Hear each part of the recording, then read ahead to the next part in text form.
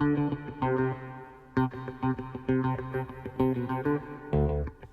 C7, Acumen Security Metal Detectors. Metal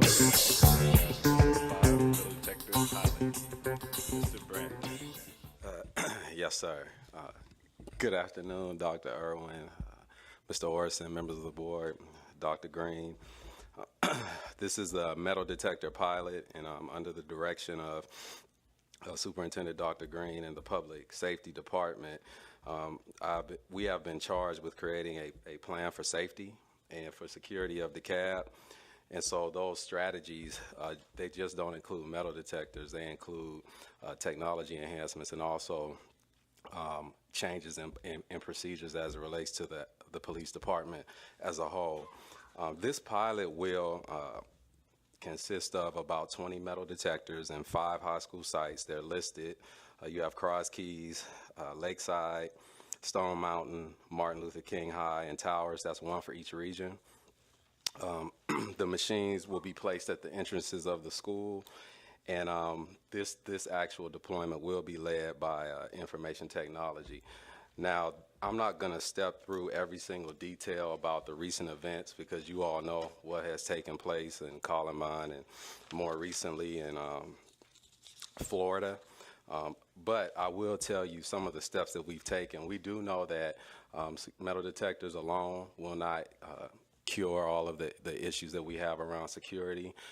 We are looking at, we know that our students and our staff are some of our best resources as it relates to giving us information, and so we're trying to use technology with that. We formed a committee to look at an app around safety for our students. We've also done a lot of work with our technology as it relates to our cameras, which was the first step, and also we've done a lot of work as it relates to our filtering with our devices. And I will tell you, having the Digital Dreamers program has allowed us to have a lot more eyes on what our students are doing as it relates to the safety aspect of taking care of our students in our facilities.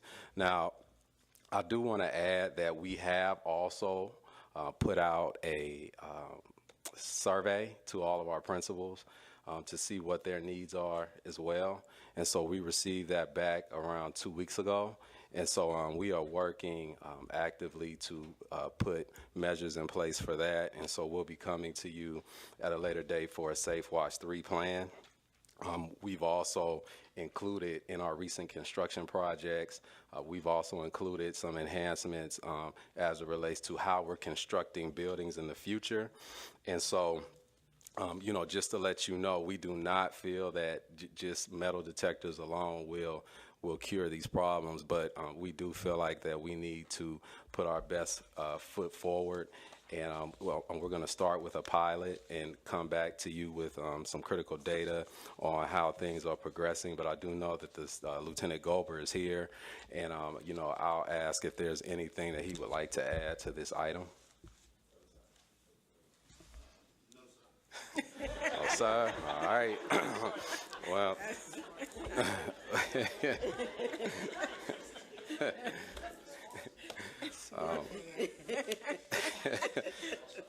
That's cool. Well, with that being said, I've also added, just so you know a little bit about Ackerman, they've been working with us on this project. They've also, I included the executive summary.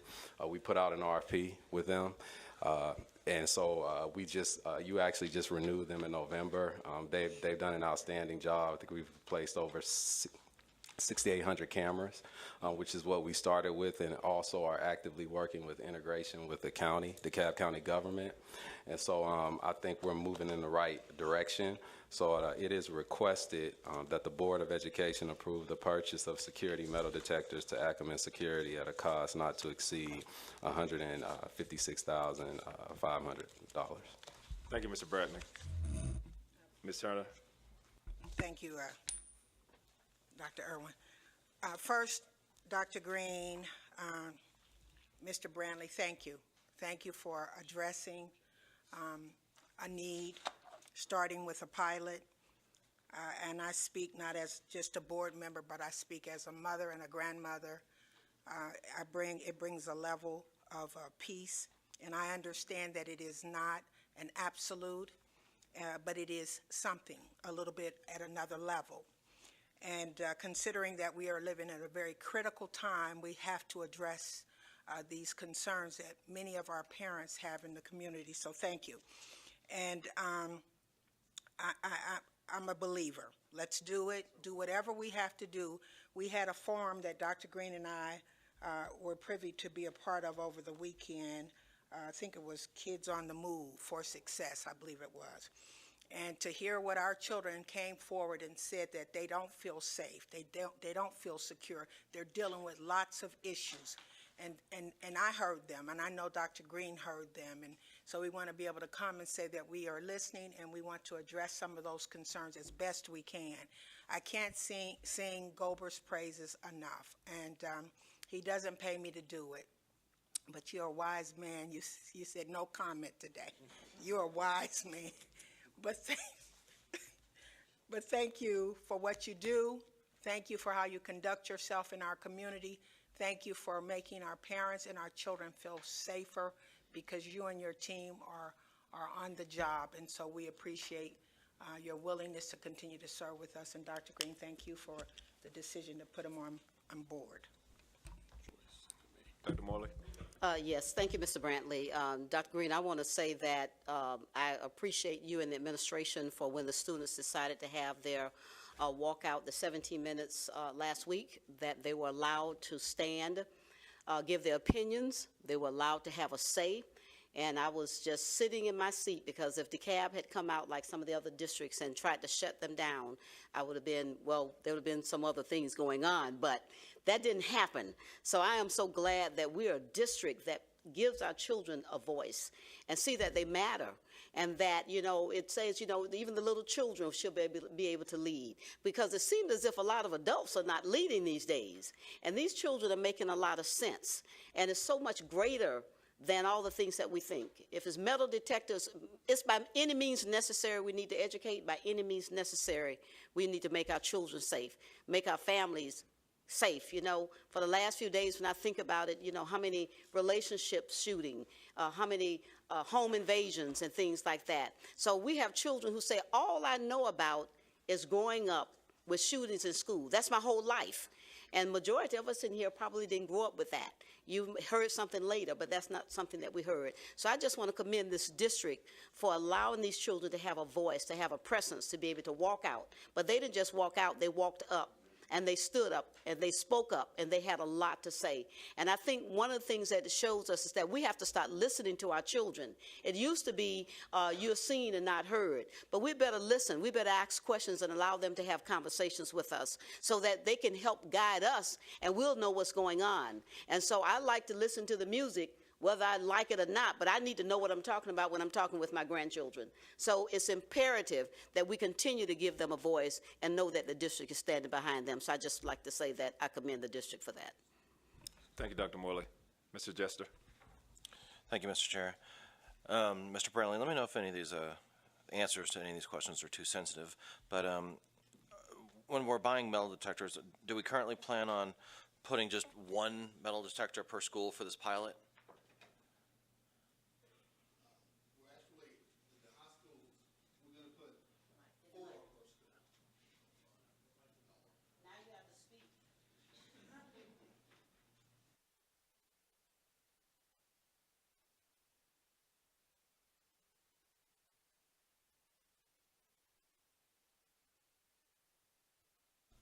You may want to get comfortable here.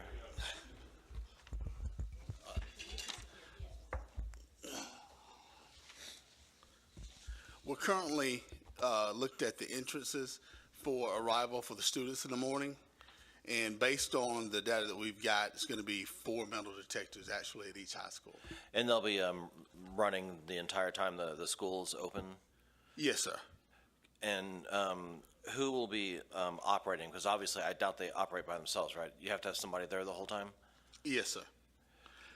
We've got to identify staff to be trained to operate the metal detectors. We also have Like new staff or existing staff? Like people currently at the school? It'll be a combination of both. There'll be some additional staff, but the staff who know the facility best will probably be trained the as first well. ones. So obviously, we'd have, the 156 is just for the hardware itself.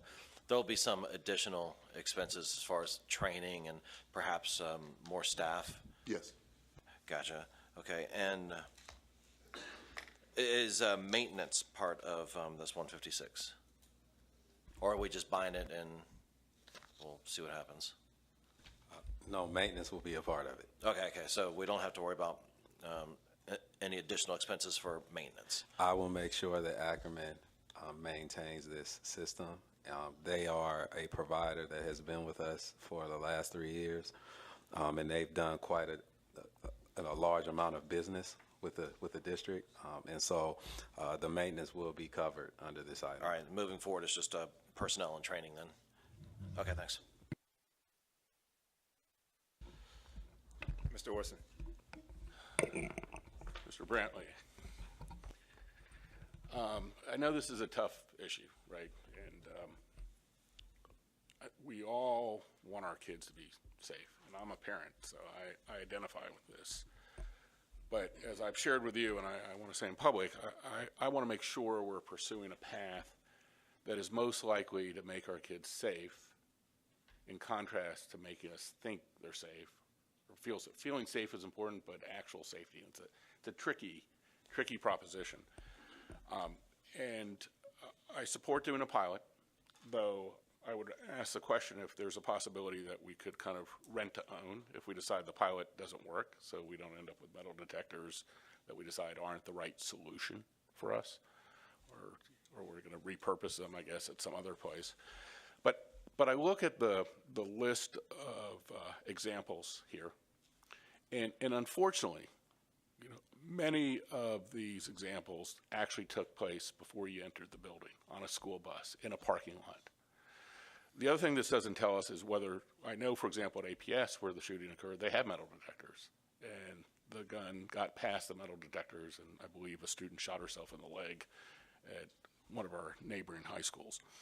And I say all that not to dissuade us from taking steps that we think are going to make a material difference, but to make sure we're focused on trying to get to solutions that optimize our chance of improving safety in our buildings. We know, and I would think, Chief Gober, that our best defense is good intelligence.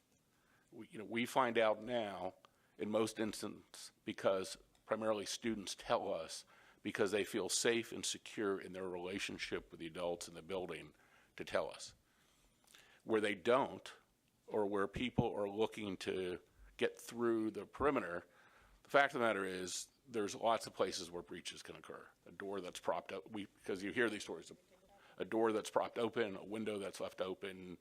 The fact that in some of our buildings, there's essentially more than 4 entrances, that in many of our buildings, because of the way between class changes, it would be impossible to rewand or rescreen everybody, because there's only 6 minutes between classes. So if you go out in the highest protocol, if you go outside the building, you should be rescreened before entering a building.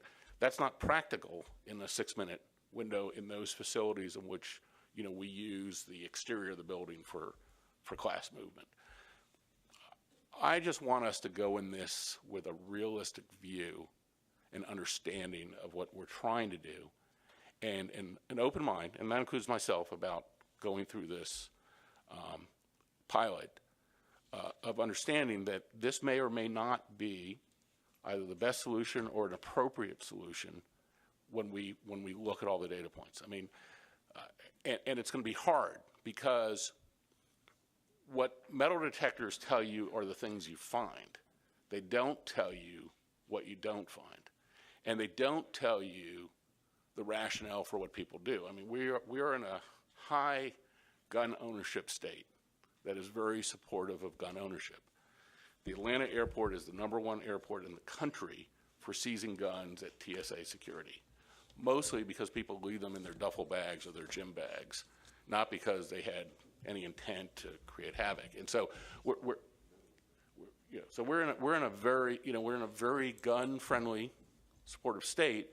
And so I think we need to stay focused on and whether this solution materially makes our children and our staff safer. And we know this is a pilot, but we, in an all round, where I stand, and I come with a point of view, and I acknowledge that, about whether this is an effective or means, but we've got to be able to go back and step back from this and actually understand what the challenges are in terms of reducing the risk to our students and staff in our buildings, because there's a lot. I have a lot of, won't belabor it here, but I think we're gonna have to have ongoing discussions both here and with our communities, because again, certain safety steps. You know, we spend billions of dollars on the TSA infrastructure. That's probably the most relevant, because that's what we're gearing up for now, basically at schools on a nationwide basis. Is that creating these islands, but I don't know that we really prepared for the kind of in-depth conversation necessary that really talks about how do we actually make those facilities and our children more secure in light of challenges. And that is not to mean we don't do anything, but we have to optimize the steps we take in order to increase our chances of improving security. Thank you, Mr. Orson.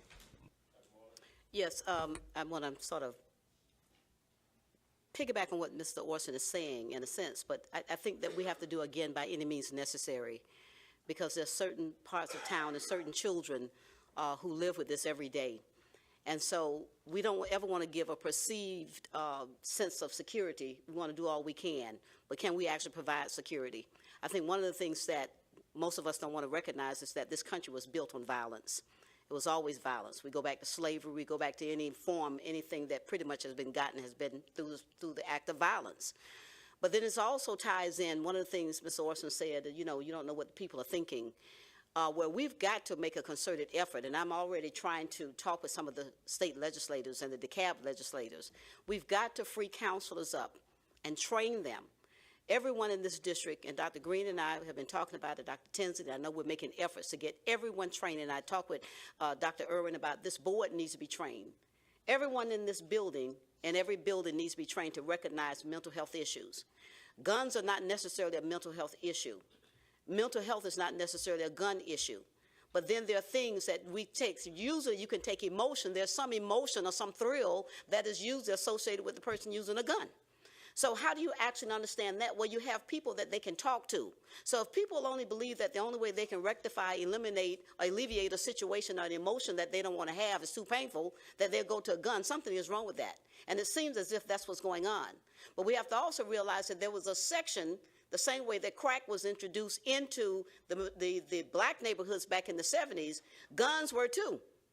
And so we look at who's being killed as a mass proportion more greatly than any other population, our African-American males, and to the point where they're turning these guns on each other. So at some point, if we have to have medical detectors to make parents feel or the children believe that at least if someone has a weapon, I don't have to go to school and be shot at, I'm fine.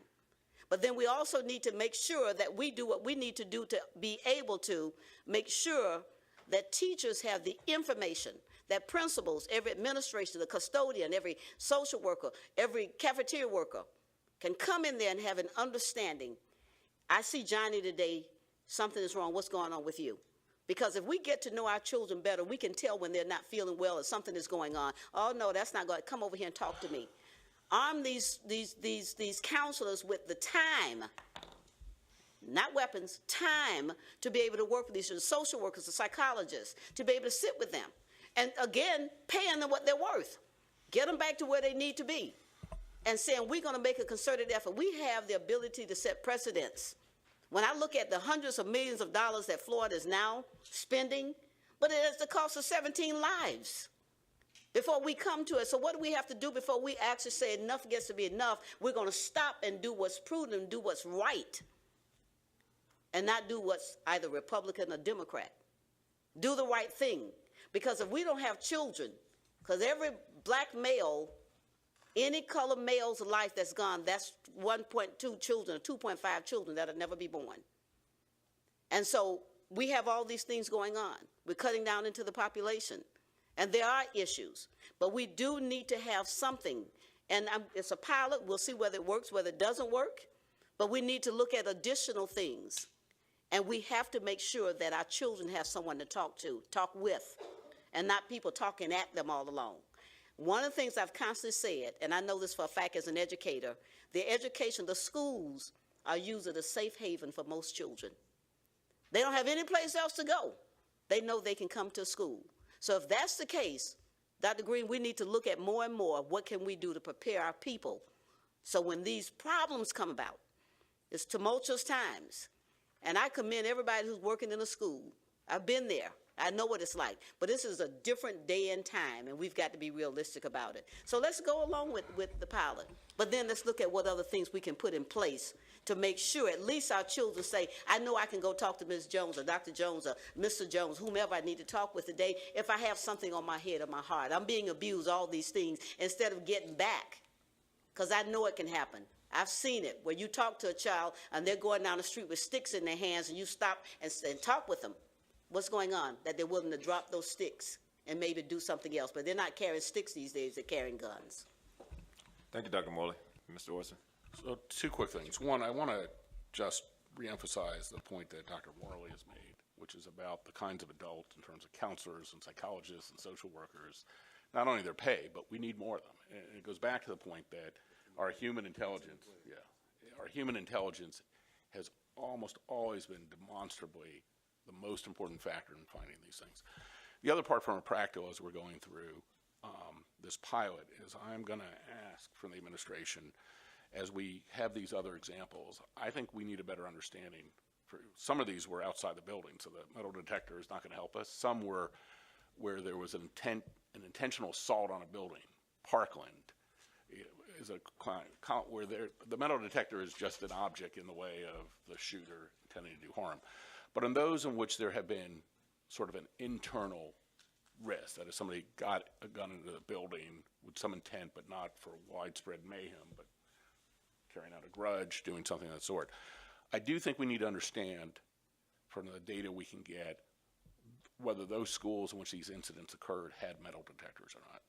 Because the pilot's not just about do we catch weapons or not, and does that tell us anything, but it's also about does it actually improve the security profile, or is it, is it a deterrent but not an effective deterrent? I understand the deterrent part of it, but is it an effective deterrent? So I would ask from the administration, as we're rolling through the pilot, that we're also collecting data points, and I think there is, either through the FBI or the Department of Education, a national database that has information on this stuff, and we need to be doing some drilling down before we make any sort of huge financial commitment we're not convinced about. And let me just say that, and part of the research, because we've been looking at this as a cabinet for about a year or more, just trending our own data. Certainly we are sensitive to the national issues that have taken place, the Columbines, the Sandy Hooks, the Parklands, but we're also watching locally, regionally, and also inside DeKalb. And this is an outgrowth of some research that we've been doing, watching and getting a better grasp. And it came to a point where it was time. I think I've shared this report with the board. It was time to share this with the board long before Parkland. That it was time that we move in this direction as a tool of other many tools, not just this by itself, but we've reached an intersection where it's time to better understand whether this can be a tool in our toolbox. Mr. McMahon. Appreciate it, Chair. As I anticipate the community supporting this, but also trying to understand how my children's school is part of the pilot, can you explain a little bit to me, two parts? One, how the schools were chosen, and number two, how the implementation of this for 2,200 students on a daily basis entering the school is going to work. Before you answer that, I'm going to add something to it, if you don't mind. Sure. I'm just curious on if you have 4 metal detectors per school, you're going to have to pull 4 individuals to be posted at those positions. Where do we have 4 individuals at each school that can be at these metal detectors without affecting instructional staff, APs, coaches, and so forth? Because most schools only have 1 custodian, I believe. So I'm trying to figure out where these extra budget, you have one SRO? So But that depending on the means, size of the school. so that means that we're going to have to probably, that was the other thing, do we hire more people? If we're going to do that, we've got to roll it all out. We can't go and halfway do it. So we'd have to hire more people to be able to do that. Yeah, he said that, yeah, that was going to be my question about the hiring of additional SROs. That's what Mr. Jester and I were talking about as well, the need for that. And I think Dr. Green said that.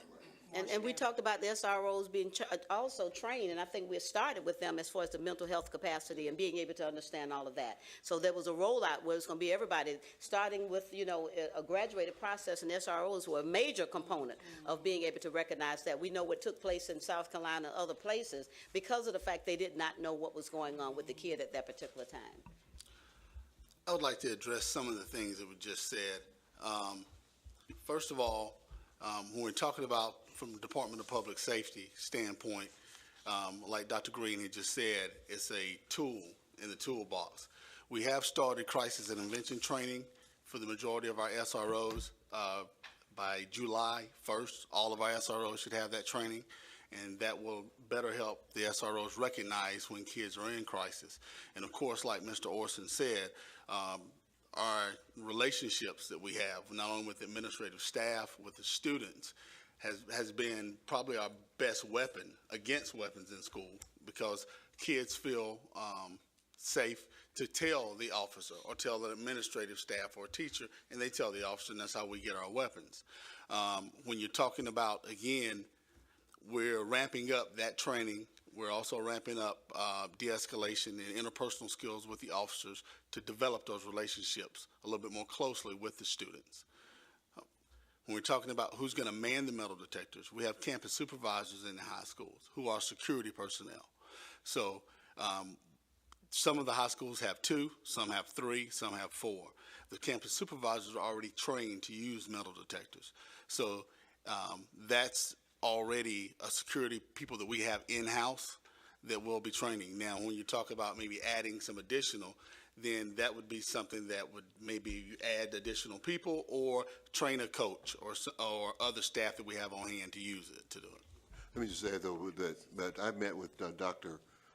Tinsley and Dr. Bell just last week with the intent to increase the number of SROs for this purpose. So I don't foresee necessarily, unless they just choose volunteer and they want to, pulling away from the current staff, like a coach or a teacher, to do that. That's not necessarily the spirit of this. And I guess that goes back to some things that I talked about. I don't even think it should be a coach's or instructional staff's choice to be manning a metal detector.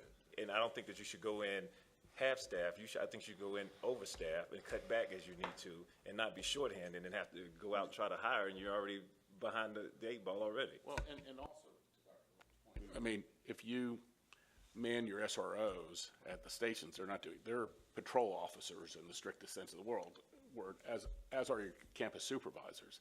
So putting them and deploying them in the front of the school means they're not doing what is the essence of their job, which is to run through the hallways, run through the property to make sure the perimeter is secure in there. There's a lot of not only a lot of knowns, but variables, and I'm going to bring back to my colleague, Dr. Joyce, that if you're in, no, I know, but I like the Dr. Ruth, Dr. Joyce, right? If you're investing in people, are we better off investing in people manning a metal detector, or people who are trained professionals to help that we all know is our best defense? The answer's both. But I don't want to see the people who are here to provide services manning the metal detectors. I want to leave that to the pros to be able to do that. The other thing is we can't get away from the fact there has to be a conversation with the children, because the children and the parents understand process and procedures. But you also have to give children the understanding that we have the metal detectors at the front. You can't go around to the side and the back and let your friend into the door. So there has to be an understanding, there has to be a buy-in, and it's all about how we approach this. And I think many times children don't believe, and you think about when we were coming up, you didn't believe you were going to die. Everybody else died but us. You just didn't think about death. That was not something that was real. It wasn't tangible. But now they're living with it. They see their friends as happening. So that fear that's there, you don't want to play into their fear, but you also want to talk to them at a level, an emotional level that will help them to understand that they are part of the equation to protecting themselves and everybody else. So when you have people to have a buy-in, that they're needed, and they're all being given an opportunity to fit into this whole equation, I most certainly think it'll make a difference, and the parents will make a difference also. Thank you, Dr. Morley. I'm going to let Jim finish up, Dr. Johnson, real quick. I'll be brief. I just wanted to suggest that Dr. Green, we add to our toolbox, and that is a safety study that would take into consideration all the variables, many of the variables that we talked about today, but yet and still give us a comprehensive plan to follow, so that we will not be going through it anecdotally, but we will be doing the kinds of things suggested by the safety study itself by the professionals. Thank you, Dr. Johnson. Jim is next. I appreciate it. I'm still trying to get a response on. So here's how I see it going down. Our Chromebooks will activate the metal detectors, correct? Correct? Because we have to separate computers when you go to Yes, that's correct. TSA, right? So we just implemented, right? Deployed Chromebooks to all our students, right? Correct. So they got metal in the backpacks. How do we manage this process for 2,200 kids coming in with metal into backpacks and walk? I know the doors, 4 doors, 4 machines, 4 employees right there.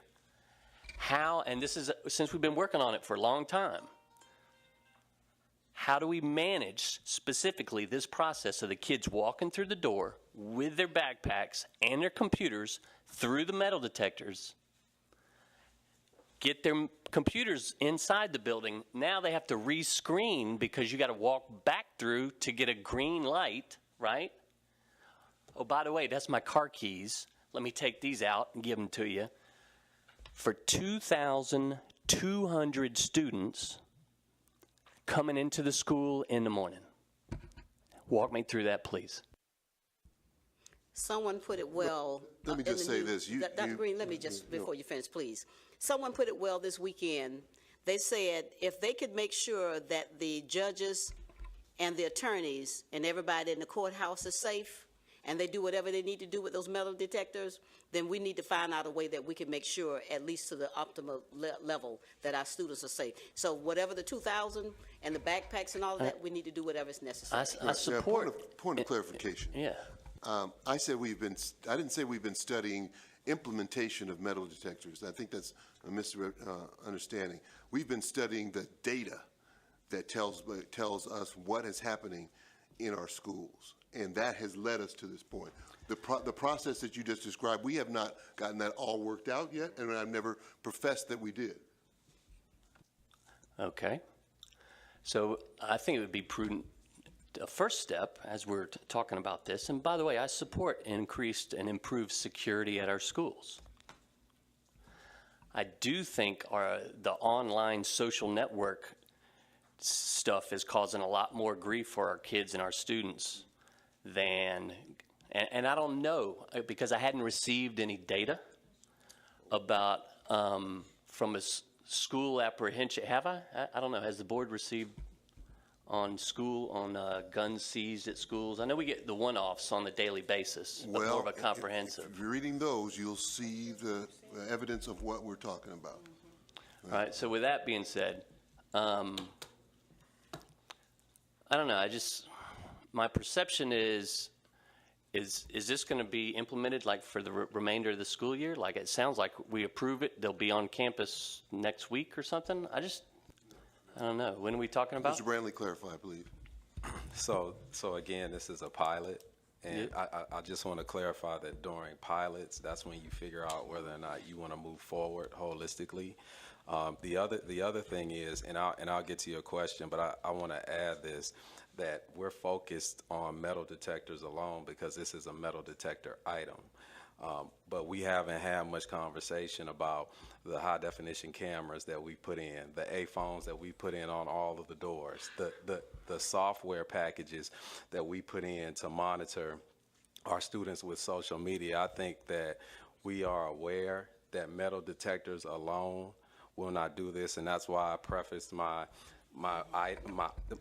I had to say that. Yeah. But this is turned into a discussion, in my opinion, that's saying that metal detectors is going to be the end all be all. And that's what I want to clarify, is that the other measures that we have taken, the millions of dollars we have spent in our Safe Watch 1 and 2 programs are in conjunction with this as well. So, when will this be implemented, if approved? I'll leave that with public safety, but I would imagine that as soon as we can get the personnel in place, and the communication can go out like it needs to go out, and we run this by Dr. Green, that we will put it in place. I don't have a definite timeline or a project plan in place yet, but when we do get that, I will run it by Superintendent.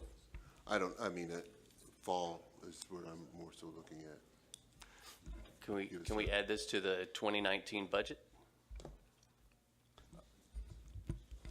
Currently, right now, we have almost $15 million for safety and SPLOS. So we knew that this would, that security was at the top of the list for us. And so this is where this money is coming from. Thank you. Ms. Turner? I'm a little bit disappointed, Dr. Green, that we're not going to launch it until the fall. I guess maybe it speaks to the impatient spirit that I have, because this is danger that is confronting our children right now as we even speak, as is evident in every email. Every day our email is inundated with subtle threats, some more dangerous than others. And I would like to believe we've got a budget. It's budgeted in the SPLOST, as Gary has said. I'd like to know, why is it that we can't move more expeditiously in putting the pilot in place? That's one question. The second thing is, I'd like to say that, and I thank you, Mr. Brantley, for your comment, that pilots are what they are for a reason, so that you can get in there, launch the program, and then get the bugs and the kinks out. Because Mr. McMahon brings a great issue. However, we won't know until we do. And so I go back to my original statement about this. I'm a mom. I've worked in the schools, I've taught, I've been an administrator. I think we need to alleviate some of the pressures and the stress of the unknown with putting something that is visible and tangible, that says at least we know a little bit more than we did yesterday. So I think it's incumbent upon us as a board to give an answer right now for this situation that is upon us. Thank you, Ms. Turner. You want to answer? Go right ahead. Well, I mean, my thinking right now is to spend the due diligence to properly put the procedure implementation in place. I had a vision of the fall. If we move ahead of schedule, certainly it could be earlier, but I think there's some work we've got to do, as questions were raised, to make sure that it's thorough, rather than, even though there is the urgency of the immediacy of the moment, at the same time I'm trying to balance that against thoughtfulness and accuracy with regard to implementation. So that would be the latest by fall. But could be earlier, but I'm just thinking more so looking at Mr. Brantley here and looking at Mr. Gober here. I don't want to put them under on the spot, but yeah.